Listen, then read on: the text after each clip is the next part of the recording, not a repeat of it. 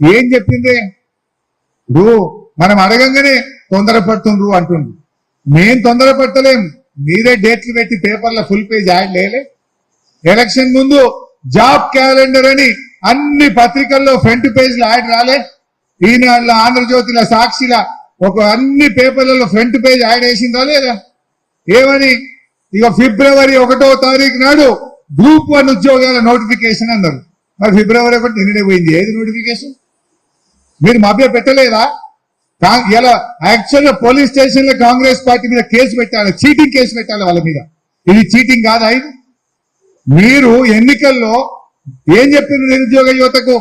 ఫిబ్రవరి 1వ తారీఖు నాడు ఉద్యోగాలకు నోటిఫికేషన్ ఇస్తామన్నారు.